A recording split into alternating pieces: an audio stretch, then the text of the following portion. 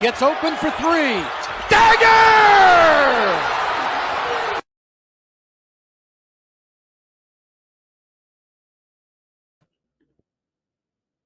Hello and welcome back to Well Beyond the Arc. I am your host, Montana, joined always by my co-host, David. David, how you doing, bro? How have you been this last week? I'm good. It's always a pleasure to be here. Always love being here with you guys. Talking basketball, talking NBA is good stuff. Absolutely, always good. And make sure all of our people that are tuning in, make sure you tune in to the 4th Annual Street Beef Awards, February 10th at 7 p.m. Pacific time, 10 p.m. Eastern. It'll be at Heart in the Fight. Make sure you tune into that. It'll be an awesome thing. Make sure that's the 4th annual. We love supporting each other on here, supporting each other's stuff. So make sure you guys tune into that at Heart in the Fight. But we are going to get into a little good, bad, and ugly as we always do. You know how we start the show. So, David, lots has happened. Tons has changed. I mean, I feel like a week of NBA basketball is like 2 or 3 weeks of news because so much stuff changes, so much stuff happens. What is your good for this week's show, bro? I hope no one will come after me for this, but Lakers are on a 3-game winning streak that includes beating the best team in the league, arguably the best team in the league, Celtics, without LeBron and AD, then beating the hot, firing New York Knicks, and then obviously taking care of their business in Charlotte. Amazing stuff, good stuff. 3-game win streak. Let's go Lakers. About to down the Nuggets tonight. Let's go. Hey, I can't complain with that one, bro. I'm with you on that. I didn't pick that one, but it was on there. I mean, it's one of the. It's as a Lakers fan and as a fan of basketball, I will say it was a good one.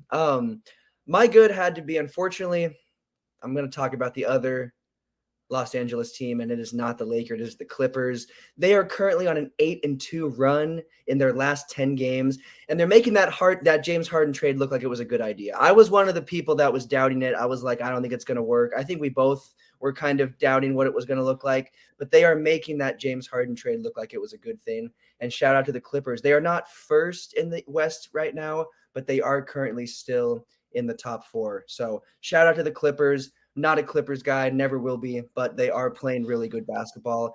And I'm looking forward to our next matchup against the Clippers, which will be in a couple of weeks. I'm hoping that we have a little more momentum built up for when we play them next. Moving on to bad. I think we might be having some technical difficulties. King Cal, I will say you guys are on top in LA currently, but I do not know if that will last. We'll see. We play you guys again soon, and we're looking pretty good as well. But moving on to bad, I will go for my bad as we sort through some potential technical difficulties. My bad has to be Joel Embiid currently being injured. And last time we talked to you guys, we talked about how he was out and he was injured, but now he is out for sure. I mean, he's out for 6 to 8 weeks. I'm getting a lot of comments in about my appearance today. I appreciate that, guys. It's always great. Anyways, Joel Embiid injured, expected to be out 6 to 8 weeks at least. That is at least, and David is out for some technical difficulties, so I'll just continue to talk and talk and talk. You guys know I can do that, so it's going to work. Joel Embiid injured, out 6 to 8 weeks. That is only the start of this. This could be longer. It's not going to be shorter, but it could end up being longer. This is bad for the 76ers because they are currently on a 3-game losing streak, and they're dropping some games that they should not be dropping. So Joel Embiid being out is not good for the 76ers. And at the same time, it's not good for basketball because that 76ers team is really exciting to watch. So 76ers have to be my bad, specifically Joel Embiid. Joel Embiid is a bum. I mean, you could make that point. A lot of people in these comments throughout the time we've talked about Joel Embiid have talked about how soft he is and how he is a bum. So we will see if he makes it back. And then my ugly for the week. Sit down, everybody. If you're a Bucks fan, definitely sit down.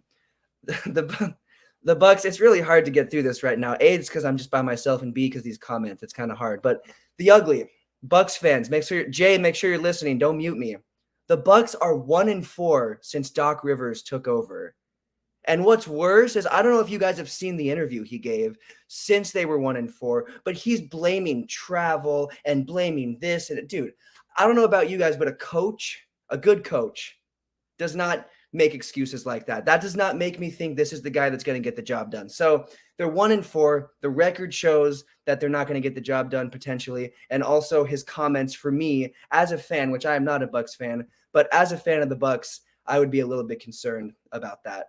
And while we wait for David to get back in, Jay, perhaps you could hop on and let our fans know how you feel about them being 1-4 since Doc Rivers hopped on. Do you have any comments about that you would like to share? Because I don't know about you guys, but the Bucks have dropped some games they should not have dropped since they have added Doc Rivers. So what are your thoughts? I'm Jay? sure they told him more than You pulled me in when I got a shit camera up. I don't have my good camera on my laptop running it from behind. I think Pat Bev was what they needed for defense. I think it's going to help. And I think I agree with Cal. Once they get used to playing with Doc Rivers, I was against this trade at first. And then I had a friend who told me, what is Doc Rivers known for? Defense. What is the Bucks' problem? Defense. And so the NBA, and you'll agree with this, and you can agree with this from last year. When you're a top team, it's just about getting into the dance. Healthy. Once you're into the dance, that's when it matters, right? So the playoffs. The NBA and the NHL, I feel like home field advantage is the least important in those two sports because they travel the best. I don't know if you agree with that, but I'm not worried about the Bucks yet. I'll be worried after 15 games if they don't have it together. I'm with you. I definitely don't think it's the end of the world. I think the comments, what would concern me more as a fan, which I'm not a Bucks fan, is the comments that Doc Rivers was making about why they're losing games and this and that. That just is not a good look when you're getting this top tier guy that's supposed to help you win games and be that dude. So for me, that's the thing. But I do agree. I didn't like his original interview with the fucking team. I got what he meant, but I didn't like how it came off. Fair. Like, so then that's fair. So then that's a good. But I mean, I do agree. The defensive side, he is known for that, and we're gonna get into the addition of Pat Bev and our ideas on it a little bit later. But David, welcome back, bro. I don't worry. I talked plenty long for all of it, but get us right into your bad, bro. I went through my bad and my ugly, so let's hear what is your bad for this show. Right. So I kind of heard the conversation about Doc, and I didn't even think about it. But now that it has been said, I do have to say the Bucks since Doc hiring, they're 1-4, something like that. So I think that's for me. That's my bad. I mean, I know they can get their stuff together, but right now, this past week, my bad is just the Bucks and how not so good they have looked.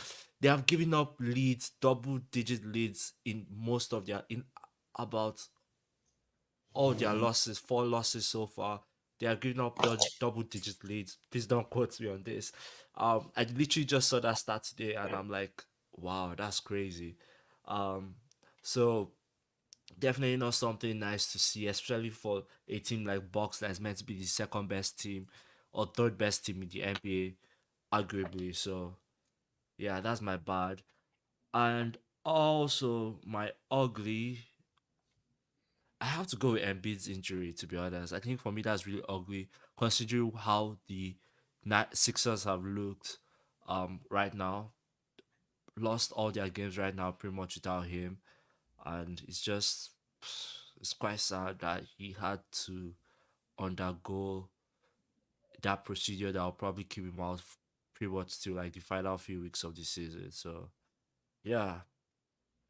No, that's a rough one. Yeah, that was my bad, for sure, because that is rough for not just Embiid, but also that entire team. It's a rough situation to be in. But as you guys always know, we will always do good, bad, and ugly every week. But moving on, we've got a little game to talk about that is going to take place this afternoon, and that is this evening actually, and that is Lakers versus Nuggets. Defending champ Denver Nuggets are taking on the Lakers for a rematch of the Western Conference Finals and also a rematch of their opening night matchup in October. Lakers dropped that game, losing that one. But this Lakers team is on a little bit of a run, 3-game win streak. And it's not just a win streak against some bum teams. Yeah, our last one was against the Hornets. But we're talking about some wins, some big wins, some big wins. Celtics beating the Celtics in the last 8 days, beating the Knicks. I mean, these are top West Eastern Conference teams, and arguably those are the teams to beat currently, in my personal opinion. So my question to you is this: Lakers versus Nuggets, as we are currently recording, what do you think is going to happen? What is your prediction of this Lakers versus Nuggets game? And the trade deadline's over. Unless we add some free agents, which I do think we can look into some free agents because there are some free agents that we might look at. This Lakers team is set. So can this Lakers team make a push and finish strong and make their way back in the play-in / playoffs? But let's start off with just today. Lakers versus Nuggets. Who do you have winning, bro? I feel like before we get straight into that, we just have to say today's October 8th. February 8th, 2024, the unveiling of Kobe's statue up outside the crypto.com arena. So if you are not watching the game for the game, at least watch it for the unveiling of Kobe's statue. Such a legend.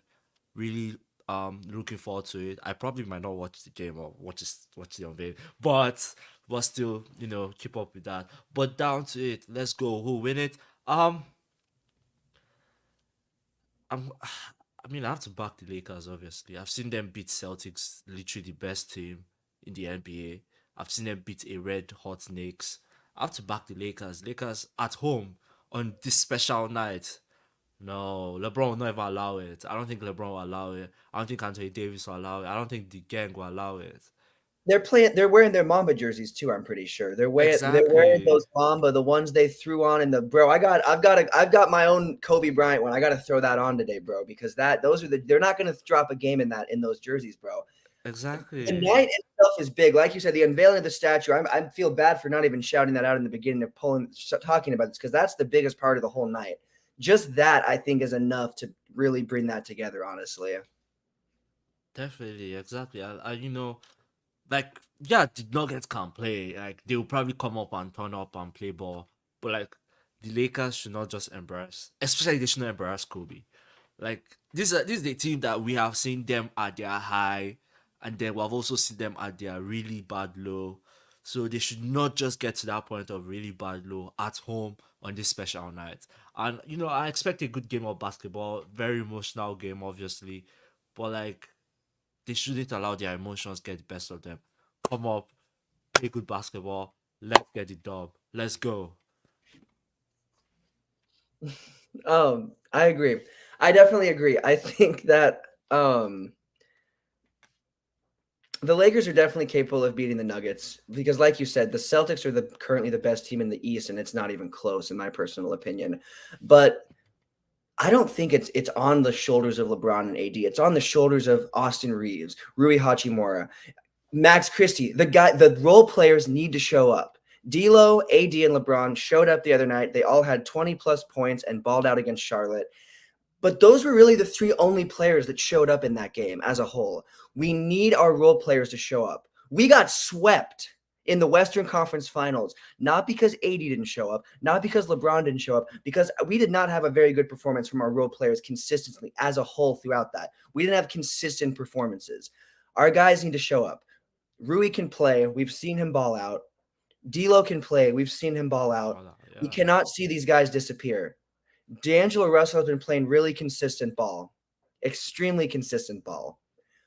But we need to see that continue. Now that now that he's not getting traded, now that the concern of getting traded is gone, we need to see that continue. It can't just be trade deadline. It can't be pre-trade deadline D'Lo. We've got to see that continue.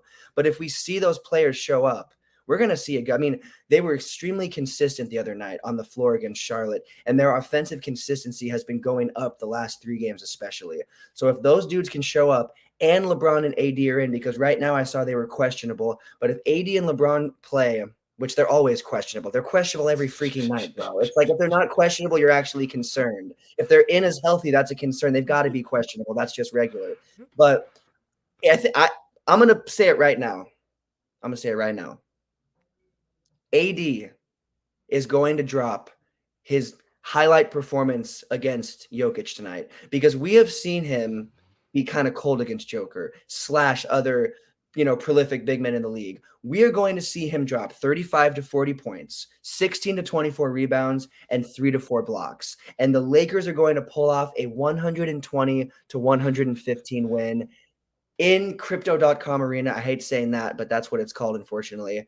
We're going to pull it off and make this a 4-game win streak and continue this track, because I do think the Lakers are extremely capable. And this is our team. This is who we have now. The trade deadline is done. Absolutely. Okay. Absolutely done. It's gone. So the only thing that can happen now is we can add some free agents. We could maybe, but this is our team. This was what was Le GM decided to stick with this team. Le GM didn't want to ship any of these dudes out, even though I was pretty sure Christian Wood was at least going out, but I guess not. So this is who we have. This is the team. And I do really think that this team could make a run, because this is the same exact team, if not, in my personal opinion, a little bit stronger than our Western Conference final team last season.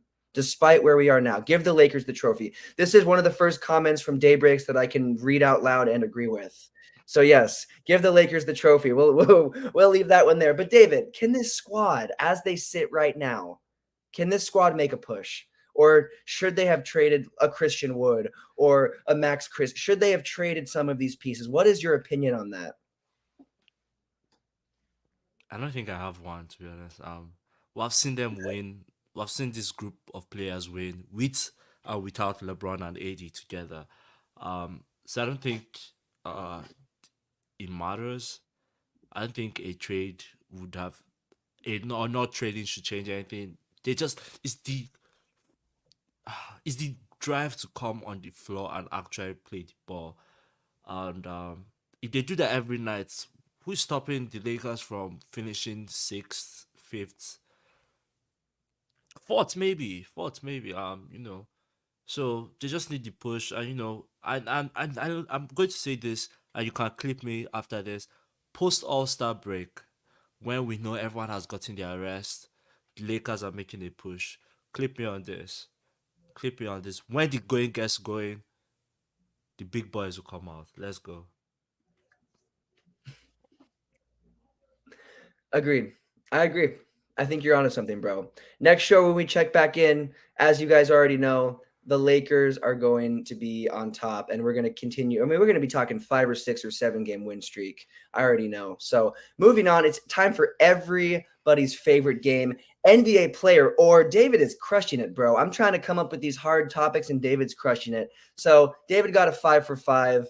I mean, Manoli used to keep track of the score. I've got to get back on that. I got to keep track of that. But right now I know you're crushing it, and you've won more than you've lost. So just so you guys know, not every show, but some shows will do a game called NBA Player Or, where it's a little bit of a quiz show. This week I'm sitting on this end of it, but I think next time we do it, David will be asking me the questions. And it is NBA Player Or blank. This week it is in honor of the Super Bowl. We did a Super Bowl one last time, but we're going to do another one. This week's NBA Player Or is NBA Player Or Super Bowl Ref. That is I can't.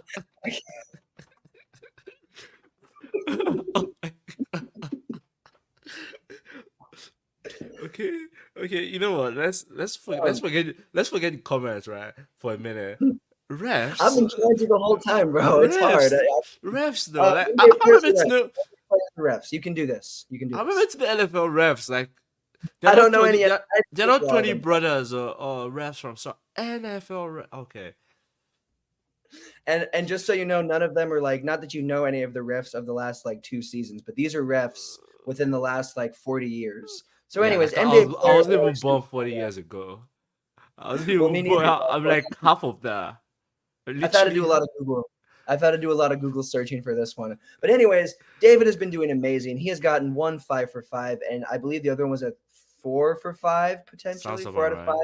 So I mean, you've been crushing it, bro. So what I will say is this: if he gets one correct, if David gets one correct, you will hear this. Victory! And if he gets one incorrect, which I'm really doubting he's going to, because he's always solid on this. If he gets one incorrect, you might hear this.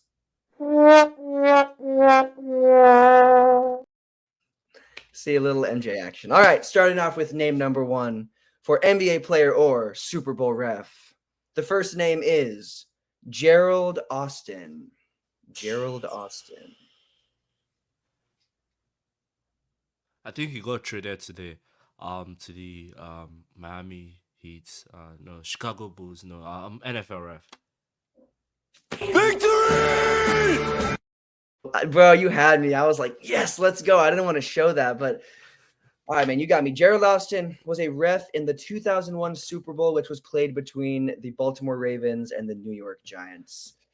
Wow, and the come on now, Baltimore we're on Ravens, roll.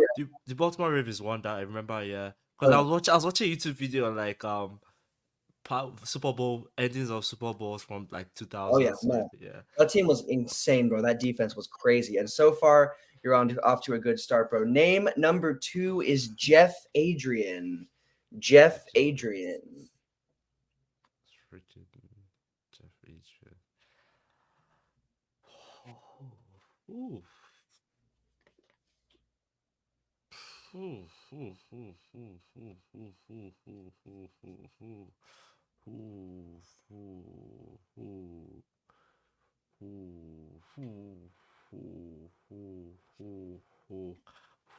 Okay.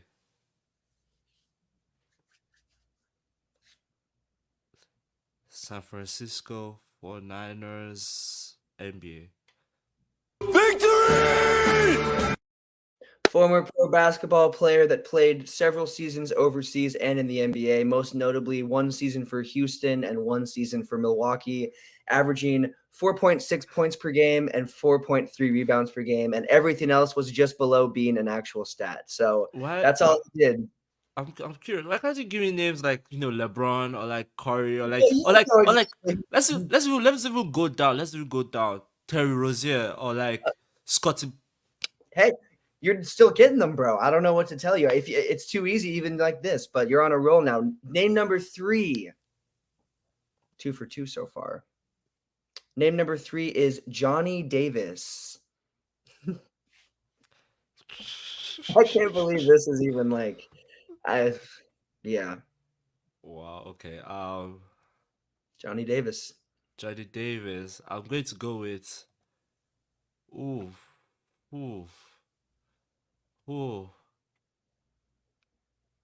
What team on the NBA? What team? Just tell me now. What team? Victory! Damn.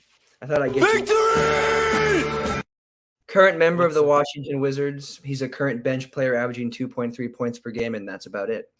3 for 3 so far. 3 for 3, killing it. All right. Name number 4 is. Do you watch the Washington Wizards play? No. This is all research. Name number 4.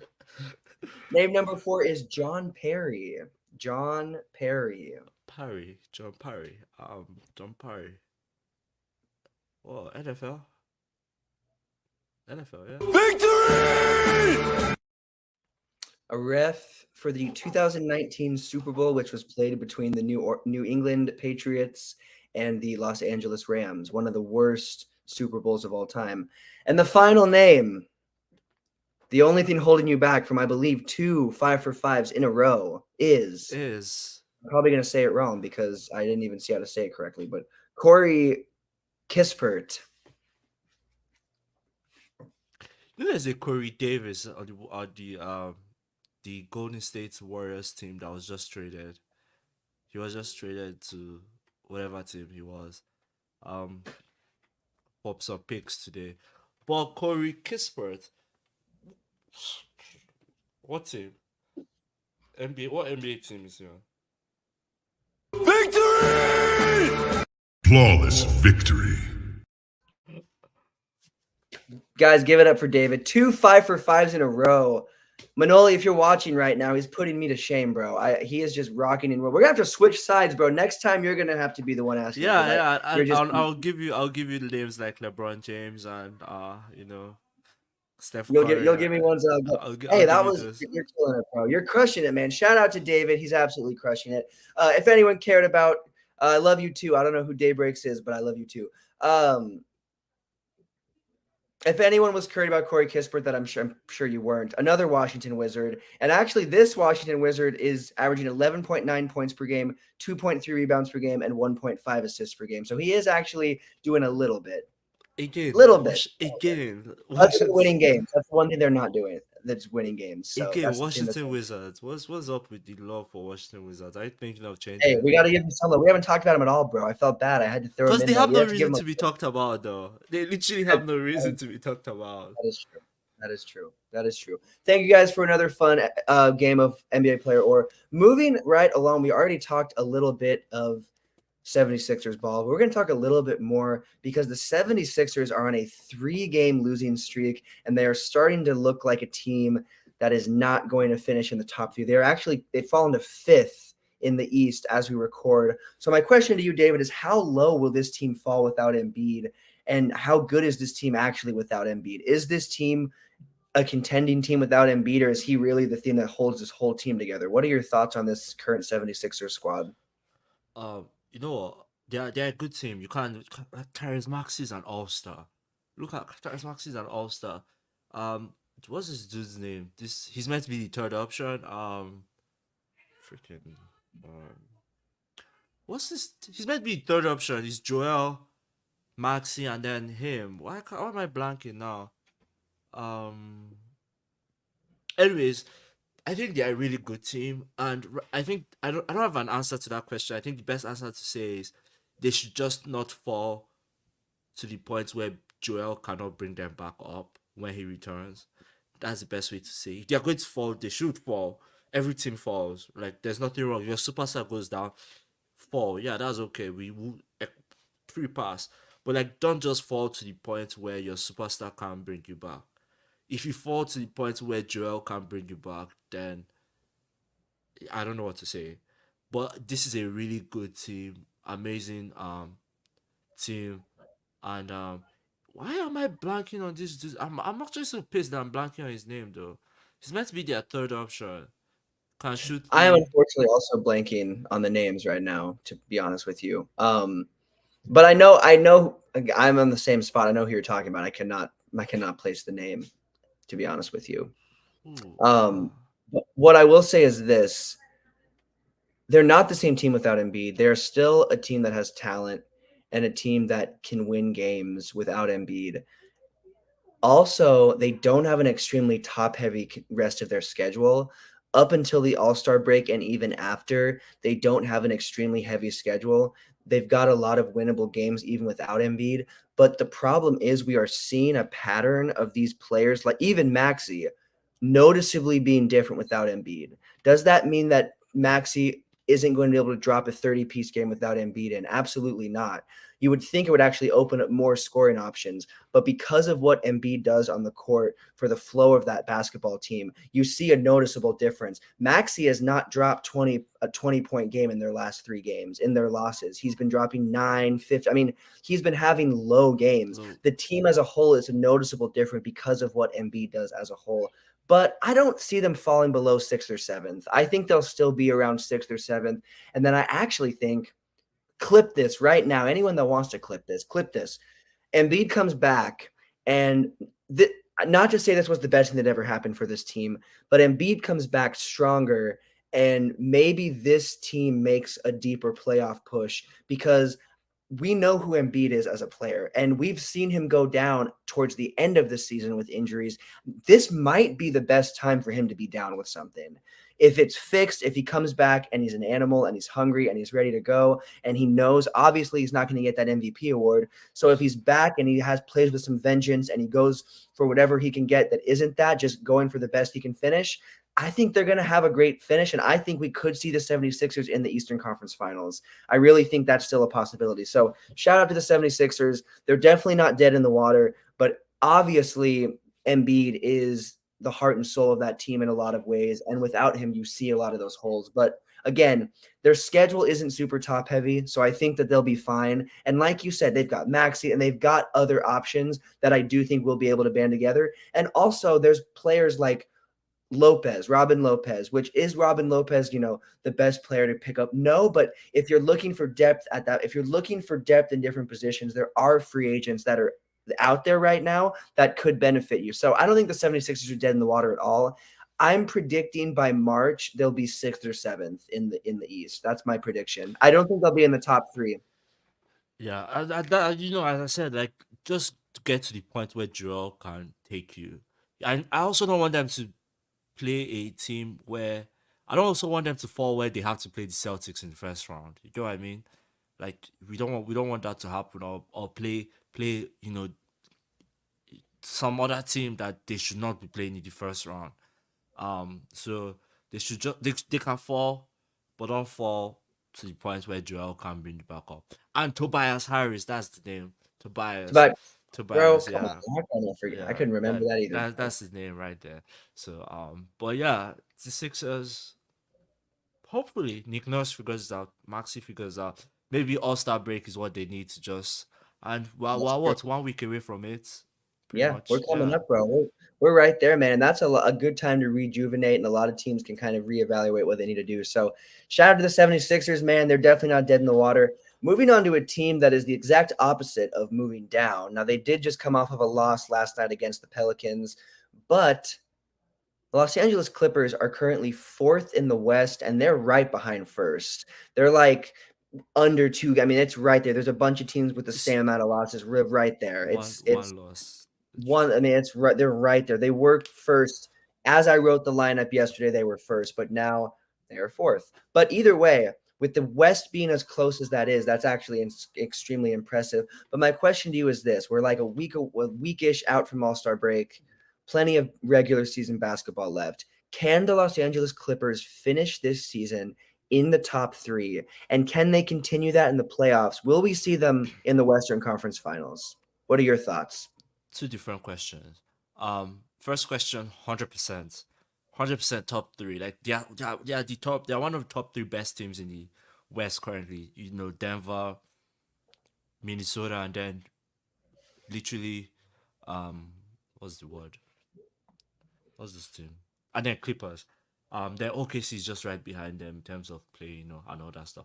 But would they make it past the playoff? Would they make it to the conference finals? In a 7-game series, if actually, you know what? Let me rephrase let me think about this for a minute. If Kawhi doesn't get injured and PG stays healthy, 100% they can't make it to the Western Conference Finals. Would they win it though? I hope not. I'm scared to say no, but they actually can though. They can win it. They can if everyone stays healthy with the greatness of Ty Lue, the greatness of James Harden and Paul George and Kawhi, and then you have a Energizer Bunny, as Stephen A. Smith says, coming off the bench. 100% they can literally win the West and probably go play the Celtics, and we have seen them beat the Celtics, so they can't win it all, to be honest. So, but as a Laker fan, let's just say no, they will not make it to the conference finals, and let's leave it like that. No hate on the Clippers. It's just as a Laker fan, I just can't give them that much hype. Well, no. Well, yeah. First of all, yeah, that's right off the bat. We got to give a little warning that as Lakers fans, we probably can't give them too much hype. We try to keep an open mind on the show, but it's hard to do that with the Clippers. But the Clippers are looking solid. I really think the Clippers will finish top 3. I think they'll probably finish 3rd. I think that's the highest up they'll finish. If I was predicting the top 3, I would honestly predict it'll be Nuggets first, Thunder second, and Clippers maybe 3rd. Maybe that's what we're looking at the end of the season, because I do think the Clippers will be able to keep that up. And also the Clippers have an easy schedule. I looked at the remainder of their schedule, and it's not extremely easy. They've got us again. They're not going to win that one. They've got the Lakers. They've got a couple other matchups, but they've got a pretty easy schedule. That's another team that has a pretty low intensity remainder of their schedule, especially after the All-Star break. So I think they'll finish 3rd in the West, but I see them being a 2nd round exit. I don't think they're going to be a team that's going to go past the 2nd round.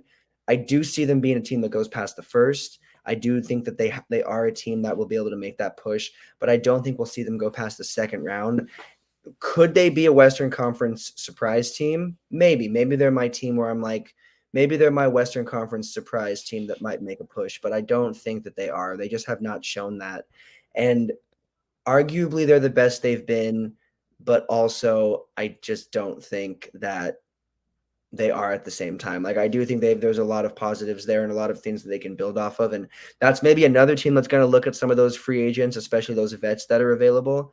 But I think that the Clippers are just going to be it's going to be another example of what they always are. They're going to finish maybe in the top 4, top 5, but then be eliminated in the second round. So another season, another exit by the Clippers. We already know how that's going to go. They're definitely not going to win a ring. I hope anyone watching this show knows that I would bet everything on the Clippers absolutely not even touching a championship ring. So definitely not this season, but we will keep tabs on that. The NBA is always changing. The Clippers could be back down to 6th or 7th in a couple of weeks.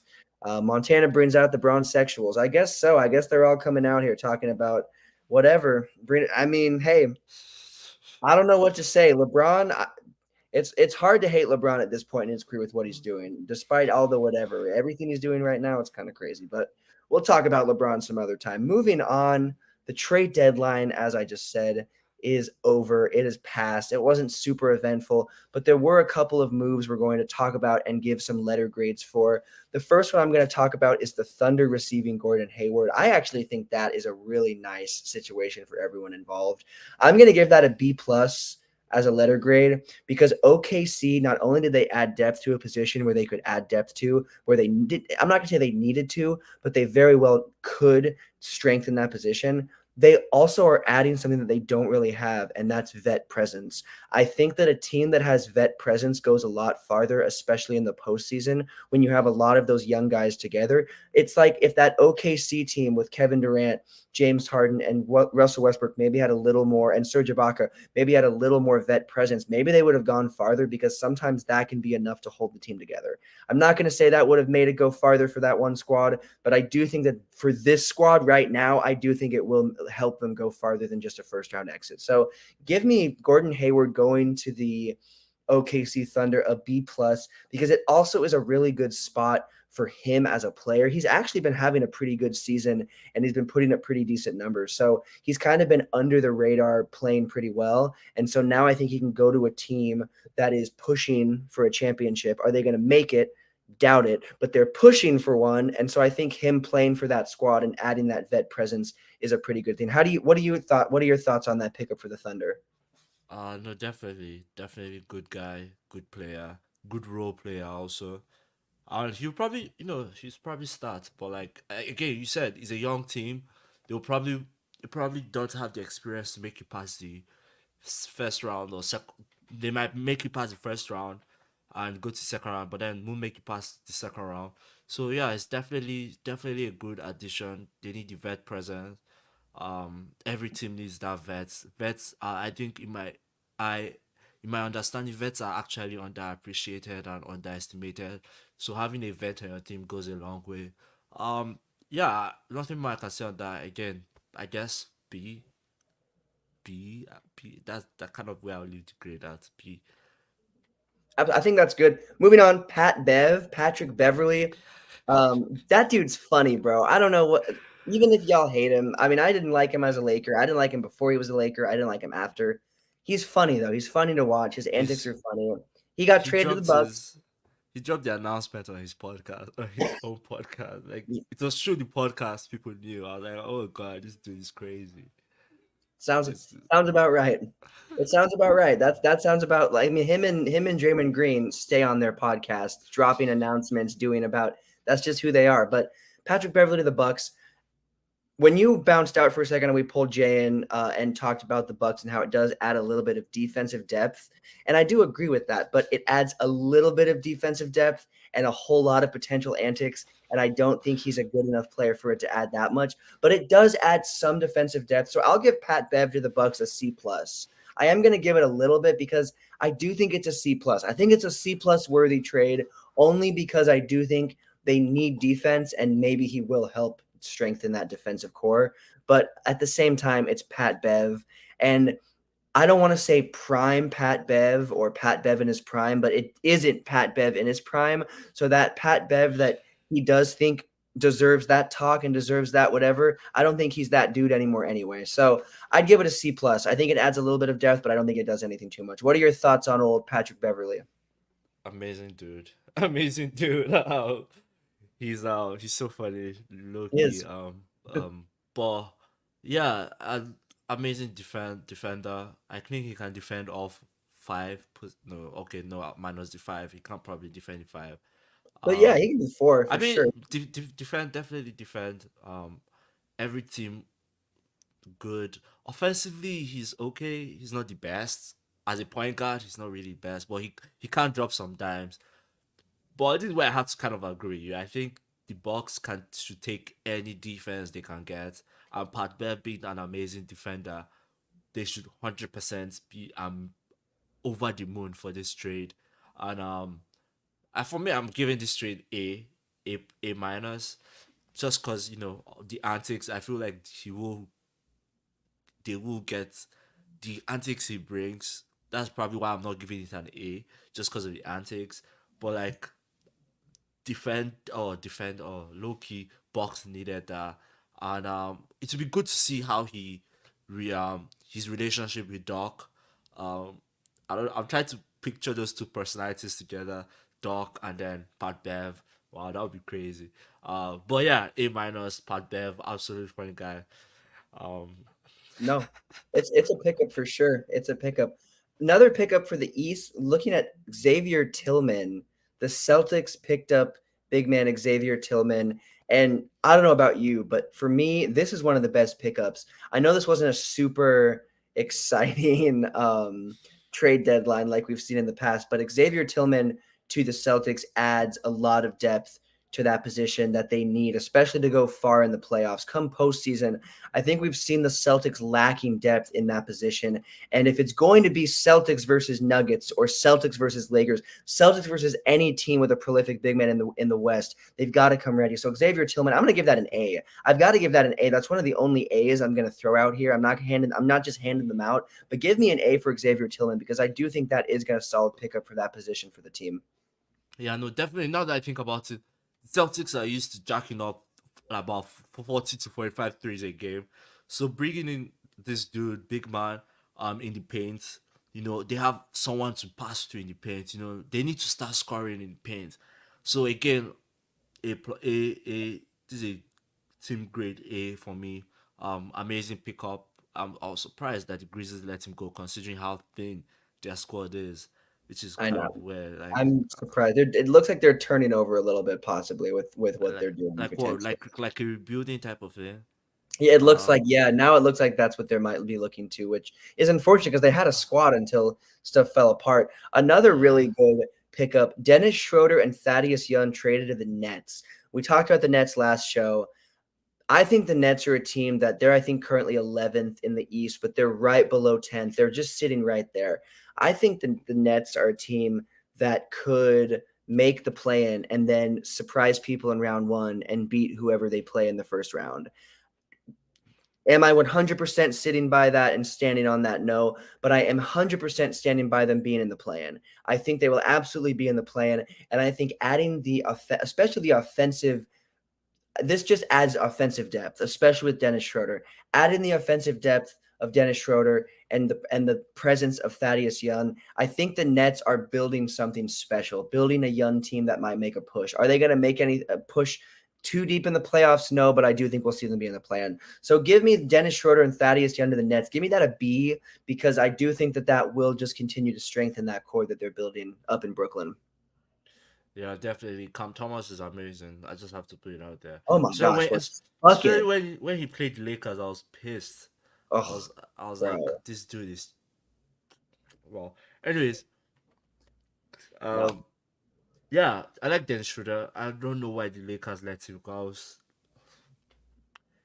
like, why? Why did they let him go? Why? I know. Not a good drop for the Lakers at all. It's so annoying. Also, I like him. Any team he goes to, I just think, especially when he's a starter and he's valued, he just elevates their game. So hopefully the Nets can like value him because I like him as a person and I like him as a point guard. He's one of the purest point guards you find in the league right now. So absolutely.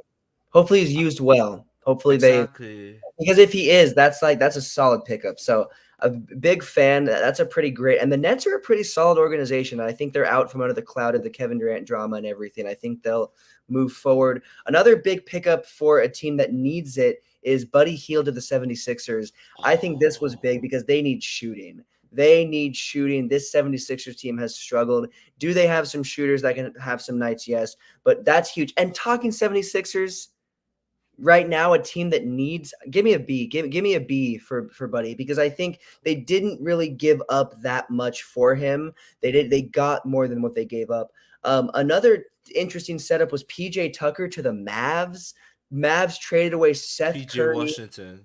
PJ Washington, sorry, PJ Washington. PJ Washington to the Mavs.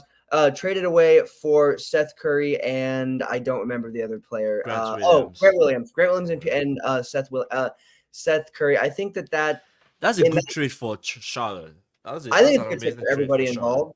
I think it's a good trade for everybody involved, but I think Charlotte is getting off a little bit better with that one. PJ Washington adds depth, but I also am kind of curious why the Mavs are giving up some of their depth with Williams, and just I think that they're going to need to add some free agency depth because they gave up a little more than what they're getting back. But I'll give me a B for Charlotte and give me a C+ for the Mavs on that one.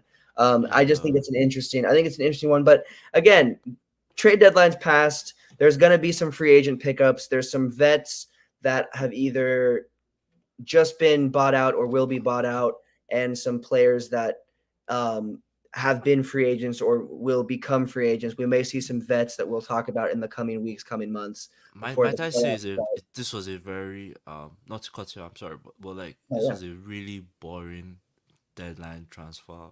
I'm sure ESPN were killing themselves. Like it was so boring, like literally so boring. Like I'm so pissed at it, how boring it was. And but yeah, I just wanted to drop that there. Like trade deadline, or after all the hype, and then nothing. No, there wasn't much. Honestly, the last couple of seasons have been really hit and miss with the trade deadline. So obviously Warriors didn't make any big moves, just like the Lakers. They're waiting till the offseason. So plenty more to talk there. But moving on, a couple more segments. I saw this on ESPN today, so we had to throw this in there. It wasn't the original lineup, but I threw it in there. It is start, bench, cut. And we might start doing this actually a couple of times because I think it's pretty interesting. Start, bench, cut for a couple of guards. Start, bench, cut for Jalen Brunson, Tyrese Halliburton, and Shai Gilgeous-Alexander. I think that's a criminal question. It's so hard, bro. It's almost impossible. Question. And anyone in the comments, drop it in the comments. Start, bench, cut Jalen Brunson, Tyrese Halliburton, and Shai Gilgeous-Alexander. David, what is your answer for this? It's criminal, bro. I know I don't want to have to answer it either, but if you had to, if you do, we're putting on the spot, bro. Start, bench, cut for these dudes because they're all all-star level guys that are the top of their game right now. These are all point guards that can both create and score the ball. So I'm like, what? SGA, Brunson, and they're all stars too. And I like all of them too. It's not like I don't like it. I actually like. They're all electric to watch. Brunson's amazing. Halliburton, oh my. I know, bro. This is tough. This might be the hardest segment of the show so far this season. I'm curious. What were ESPN's answers? I don't know if you watched to that point. NBA Today, what were their answers? I didn't watch, but I can give you my answers because it was hard, but my answers are start SGA because SGA is the best point guard in the league right now, except maybe he's right behind Luka as a guard potentially, but I mean, Shai is just crushing it.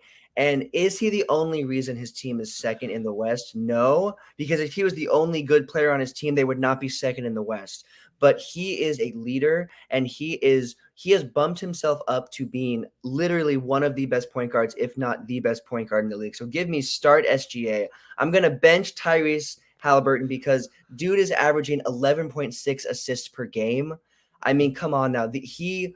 I'm gonna bench him for his dimes because yes, he can score. Yes, he's good on both sides of the ball, but because of what he can do as as a guard with passing that ball, it is special, and it outshines both of the other two guards. It's just SGA's scoring and SGA is just a little step above. And then I'm cutting Jalen Brunson, but bro, that's painful because dude is literally single-handedly bringing the New York Knicks back to life. So I'm cutting Jalen Brunson, but it's really painful to say that. But yeah, start SGA, bench Halliburton, and cut Brunson, bro. That's what I'm gonna have to go with, man. So right now I'm thinking that's fair enough. Like it's so difficult though. But I'm basing mine based on if I'm starting a 5-a-side team right now, or let Team USA. Let's go Team USA right now. For me, Team USA, I have Curry at my 2, I have LeBron at my 3, I have Durant at my 4. Team USA. I was going to say Giannis, but I'm thinking Team USA, and then I have Embiid at my 5 because obviously he's repping USA. Would Who would I want to be the point guard of that team? Well, actually, that logic is stupid then because SJ is actually out. But just for playing it in my head, I'll start Brunson. Just cause out of all of that, I think he's the purer point guard. He can drop dimes, he can create space, and he can also score. And I'll bench Tyrese because he's also a pure point guard, but he can't score as well as Brunson. And please, no one should quote me on my take, but like I just think Brunson can score more than Tyrese, but Tyrese is more of a natural shot creator and can drop dimes. So I'll have him, and I'll cut SJ just because he's not that pure of a point guard. He's a point guard, but I think he scores more than he creates space and creates the ball for. So yeah, start Brunson, bench Tyrese, and cut SJ. That's the toughest decision I've had to make in the past week. Wow. That's killing me, to be honest. That's really killing me. Wow. That was tough. It's a tough call to make. Like I said, it might be one of, if not the hardest calls we've had to make. We've not gone to the GOAT debate. I don't know how that would go, but that might be a tough one to go into. But this one's up there. But anyways, guys, let us know in the comments who you think you'd start bench cut between those two dudes. But moving into our last segment of the show, it is time for Top of the Hour 5, going over, in honor of All-Star break, going over the top 5 dunk contests of all time. Now, I don't know about you guys, but throughout history, there have been some killer dunk contests. Not really as of recent, unfortunately, but there have been some amazing dunk contests. And we are going to go in what are the best of the best and why. Starting at number 5, my number 5 was the 2008 dunk contest that Dwight Howard won. This is when Dwight Howard donned the Superman apparel. I mean, yes, that was Shaq's thing, but he kind of stole that and stole the show with some amazing dunks. Dwight won, but what is maybe more known is the Gerald Green dunk, the cupcake dunk, where he blew out the cupcake and dunked it. That's one of the most iconic dunk contest dunks of all time. And both that and Dwight Howard donning Superman happened in the same one. So give me the 2008 dunk contest won by Dwight Howard as my number 5. What about you, bro? Honestly, I just have dunk contests. I've actually not ranked it, so that's a good mention. And I've actually not ranked it, but except obviously number 1, I know my number 1, but like from 2 to 5, I've not ranked it. That's a good one. I think the MJ one was good, even though I didn't watch that one. I've watched clips of it. MJ one was good. Vince Carter. Mm-hmm. Vince Carter definitely. I don't want to sell my number 1, so I'm just going to keep quiet and allow you give me your ranks for now. Yeah, absolutely. My number 4 was the 1986 one I saw in the comments about Spud Webb. This is the one that Spud Webb won, but it was packed with stars like Dominique Wilkins. But Spud Webb ended up winning, and that it's iconic because, I mean, that dude's the shortest dude to ever win the dunk contest, and he could throw it down, too. He was pretty talented. Number 3, the 1988 Michael Jordan dunk contest where he threw that down. I mean, with that famous winning dunk that everyone should remember. That was a big one for him and a big one for the history books of sports. And then number 2, you mentioned it, the Vince Carter dunk contest. he beat out Steve Francis and Tracy McGrady. But then we've got the number one. I think we both have number one. I both I have think to we agree. That was when dunk contest was at its peak. I'll allow you. I'll allow you say it, and then we'll just talk about it for a minute. I don't think, but before that, I don't think we'll ever get a dunk contest like that. Maybe this one will live up to that, but right now we haven't gotten up to that so far. So let me allow you. Best dunk contest of all time, and I think both of our opinions was the 2016 Zach LaVine versus Aaron Gordon. It's like it was the best it ever was, and then it was terrible after that. It's like that was like everything, and then like it was not. It's been awful since then. So that dunk contest was crazy. I mean, it just went again and again and again, and it was insane, and it was by far the most entertaining. Low key. And you know what? If we could get those two guys, I do dunk contest matchup. You have 5 guys. I do dunk contest lineup. Who do you have? Like currently players in the NBA right now. Dunk contest lineup. I'm going Aaron Gordon. Definitely that post. If this, can you remember the poster from last season? Oh yeah. Poster, oh, Yes, Aaron Gordon. LeBron. Give me LeBron. I was going to say that. Like, give me LeBron. No, okay. We've got to go LeBron. He's not done it before. We've got to go LeBron. What is that one dude's name that I can't remember his name, bro. What team? Warriors. Wiggins or no, Kuminga. Is it Kuminga? No, maybe he's not playing. He played for the Warriors. He was in the dunk contest last year. McClung something. No, McClungan. He was in the Sixers. He was Sixers G team. He's in the dunk contest this year too. He won it, right? The guy that won it last year. Yeah. So I put him in number 3. McClung, he's in the G League. Yeah. That's 3 because I know he got pulled at 3. He's also in the dunk contest this year, so that'll be dope to watch. So yeah, no, he can throw it down. That's one dude that is exciting to watch. Give me Zion. Give me Zion. Oh, Zion for 4. Give me Zion because honestly, bro, that dude, people forget. Yeah, dude's big, but dude can throw it down. And man, number 5.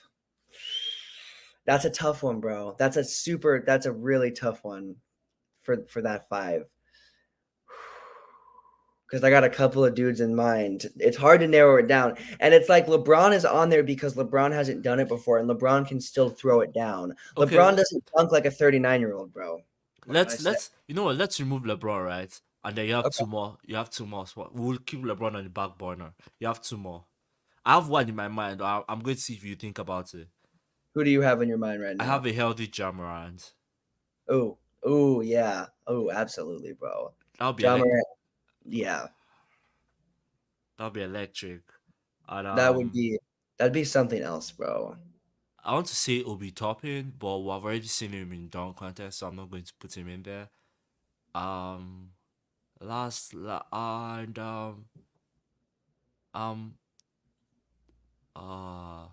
would say this guy from the Mavs.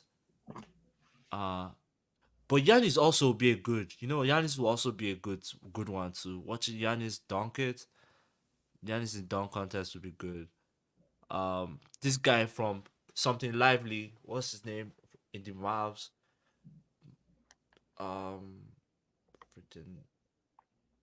Derek Lively, something like that. Yeah, I know you're talking about. Really good guy too. So definitely. No, there's a lot. There's a lot. Unfortunately, though, they're not like all the ones you want to see aren't going to be actually in it. But if the NBA could change one thing, they should allow the players vote for who plays in the dunk contest. Agreed. They should allow these fans do that. Like they should literally NBA change.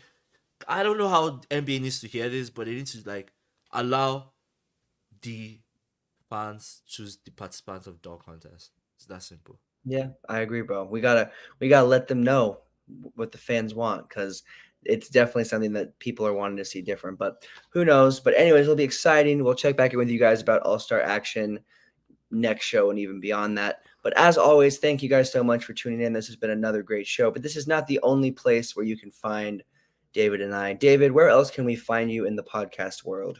Yeah, definitely the Premier League season is fully running right now, full swing, games every weekend. So after every match week, you can catch us on Mind of the Football Fans wherever you get your podcast, analyzing and dissecting all the good things of the Premier League after the match week.